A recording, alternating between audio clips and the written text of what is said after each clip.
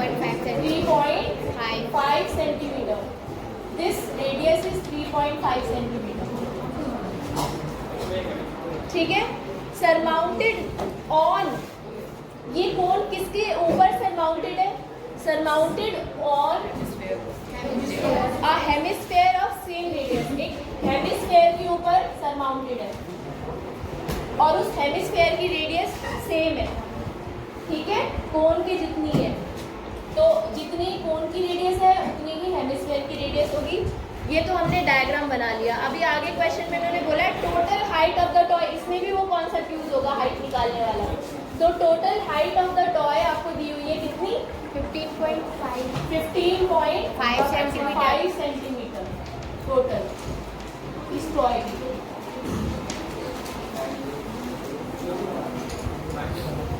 ठीक है, आपसे क्वेश्चन भी क्या पूछा है? Find the total surface area of the toy.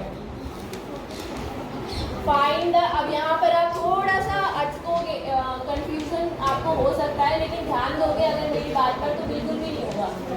Total surface area निकालना है टॉय का, ऑफ द टॉय.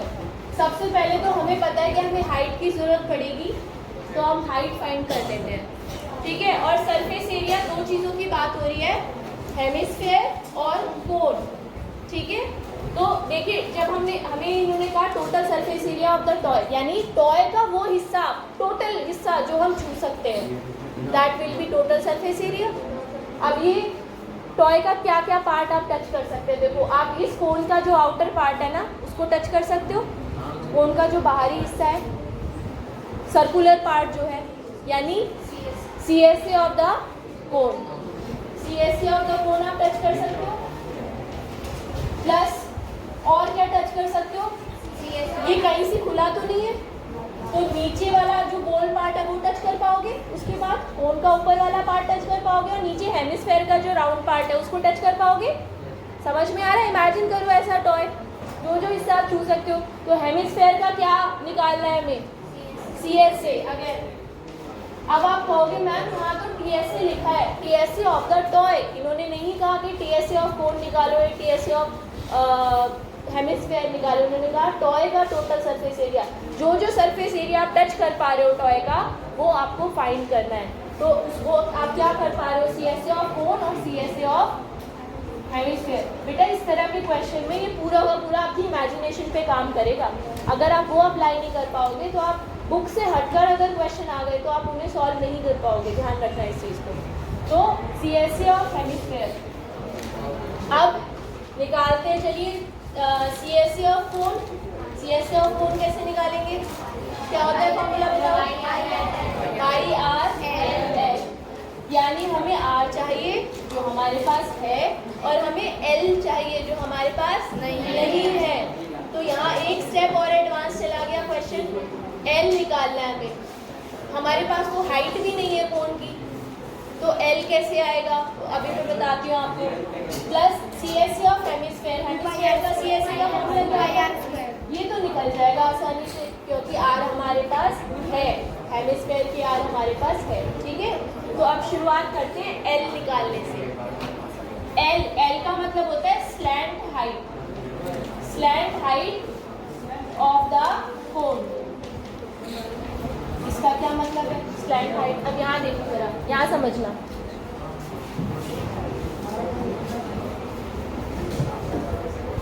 ये कोन है, ये कोन की रेडियस है. रेडियस से वर्टेक्स पर, जो कोन का वर्टेक्स है, यहाँ देखिए बेटा, रेडियस से वर्टेक्स पर अगर आप एक परपेंडिकुलर ड्रॉ करें तो यहाँ पर आपको एक क्या नजर आ रहा है? राइट एंगल ट्राइंगल, है ना. ये राइट सर्कुलर कोन है, तो इसमें राइट एंगल ट्राइंगल बन रहा है. तो ये R है और ये जो परपेंडिकुलर डिस्टेंस होता है ना, इसी को हम हाइट कहते हैं. सिलेंडर के केस में तो हाइट ही होती है, बस और कुछ नहीं होता, क्योंकि सिलेंडर सीधा होता है, लेकिन कोन क्या होता है? स्लैंटेड होता है, टेढ़ा होता है यहाँ से. तो ये वाली कोन में दो तरीके की हाइट होती है. एक तो आप ऐसे जा सकते हो यहाँ से यहाँ तक, और एक ऐसे तिरछे रास्ते से जा सकते हो. तो इस हाइट को हम स्लैंट हाइट कहते हैं, L से रिप्रेजेंट करते हैं. और जो परपेंडिकुलर हाइट होती है उसको हम स्मॉल h से रिप्रेजेंट करते सकते हैं। समझ में आ गया? आर क्या है? रेडियस। एच क्या है? परपेंडिकुलर हाइट, या सिर्फ हाइट भी कह सकते हो, ठीक है। और एच क्या है? एल क्या है? Slant height. स्लैंट हाइट ये देखिए, यहाँ लिख लेना, ये वाली चीज नोट कर लेना, ठीक है। अब आपको क्वेश्चन में जनरली कोन वाले क्वेश्चन में कभी कभी ऐसा मिलेगा आपको देखने को कि कोई दो चीज दी होंगी, तीसरी निकालनी होगी। आर और एच दिया है, एल निकालना है, या एल और एच दिया है, आर निकालना है, या एल और आर दिया है, एच निकालना है। ऐसे आपको दे सकते हैं। इस वाले क्वेश्चन में हमें क्या दिया हुआ है बताओ, कौन सी दो चीजें मालूम है? आर पता है और एच भी निकल जाएगा आसानी से। एल नहीं पता हमें, और एल ही हमें चाहिए फॉर्मूले में। फॉर्मूले के लिए हमें एल ही चाहिए, राइट। तो लेट्स सी, सबसे पहले हमारे पास आर कितना है क्वेश्चन में, ये बता दो। अच्छा, इसमें मैं ये बता देती हूँ सबसे पहले कि एल निकालते कैसे हैं। तो एल के लिए हाइपोटेनस है ना ये राइट एंगल ट्राइंगल का, तो फॉर्मूला हो जाएगा L square is equal to R square plus L square. यही होगा, राइट एंगल पाइथागोरस थ्योरम लगाएंगे तो एल की वैल्यू कितनी आ जाएगी? Under root R square plus L square. सही है, ठीक है। तो चलिए एल फाइंड करते हैं। एल के लिए हमें दोनों चीज़ें चाहिए, आर और एच दोनों की वैल्यू चाहिए। आर तो हमारे पास है 3.5, चलो एच फाइंड करते हैं। तो एच यानी height of cone, perpendicular height of cone, वो कितनी हो जाएगी? मैंने आपको बताया ये टोटल हाइट यहाँ से यहाँ तक 15.5 है, और हेमिस्फेयर की जो हाइट ले रहा है हेमिस्फेयर, ये कितनी होगी? ये और ये डिस्टेंस सेम होगा ना, मैंने अभी बताया था रेडियस होता है। तो दिस विल बी 3.5, यहाँ से यहाँ तक 3.5 है। तो ऊपर वाला हिस्सा कितना बचा बताओ? ये वाला हिस्सा 12 सेंटीमीटर, 12 सेंटीमीटर कोन की परपेंडिकुलर हाइट, यानी एच आ गया हमारा कोन का 12 सेंटीमीटर। तो यहाँ पुट कर देंगे एच की वैल्यू। आर की वैल्यू ऑलरेडी हमारे पास ही कितनी है? 3.5 स्क्वायर प्लस 12 स्क्वायर।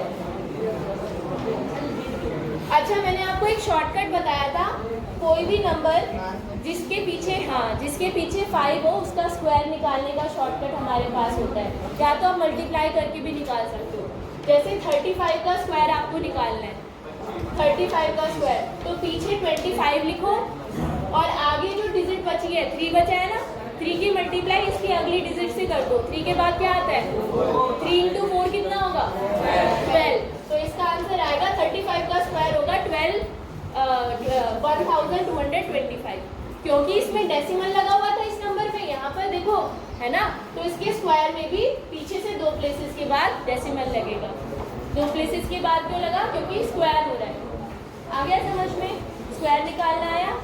तो 3.5 का स्क्वायर कितना हो जाएगा? 12.25 प्लस 12 का स्क्वायर कितना होगा? 144। जरा इन दोनों नंबर्स को ऐड करके बताना कितना है? 156.25।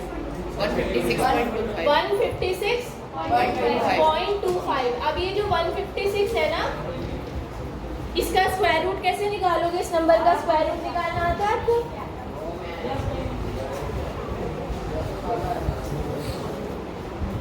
देखो, ये एक ऐसा नंबर का स्क्वायर है जिसकी लास्ट में 5 आ रहा है, क्योंकि अभी जो हमने ट्रिक सीखी था ना, उस समय पता चला था कि लास्ट में 25 तभी आता है जब ओरिजिनल नंबर जिसका स्क्वायर निकाले उसके लास्ट में 5 आए।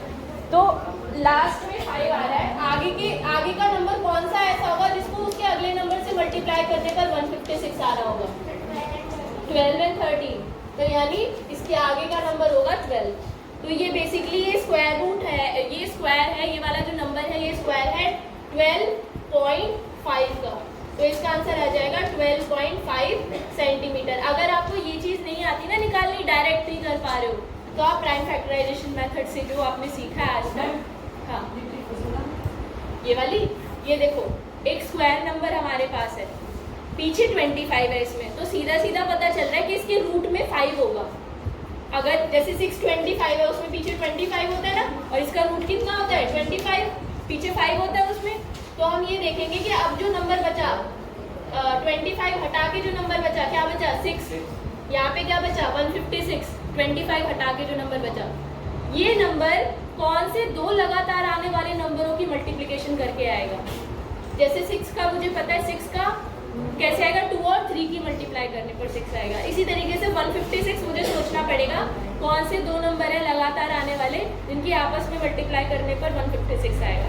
तो जैसे वंशिका ने कैलकुलेट करके बताया 12 और 13 इनके मल्टीप्लाई करके 156 आएगा। अगर आप इसको डायरेक्टली नहीं निकाल पा रहे हो, स्क्वायर रूट नहीं निकाल पा रहे हो, तो आप इसको प्राइम फैक्टराइजेशन से स्क्वायर रूट निकाल सकते हो, आपको आता है ये पहले से, राइट? ठीक है, आंसर आ गया हमारे पास 12.5 सेंटीमीटर। एल की वैल्यू निकल गई। अच्छा, अभी एल हमारे पास आ गया, अब आपको इस फॉर्मूले में पुट करना है बस, ठीक है? तो एल इज 12.5 सेंटीमीटर। चलिए, अब टोटल जौन से क्वेश्चन में पूछा था सरफेस एरिया वो रखते हैं। पाई की वैल्यू कितनी है क्वेश्चन में दे रखी है क्या? तो 22/7 ही लेंगे, ठीक है?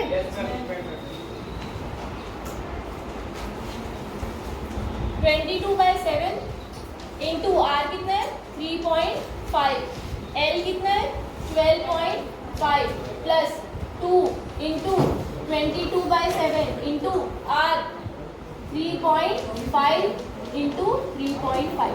इसको सॉल्व कर दोगे, ये पूरा पार्ट सॉल्व कर दोगे तो आपको फाइनल आंसर मिल जाएगा which will be equal to 214.5 centimetre square. इस क्वेश्चन को ध्यान से देखिए।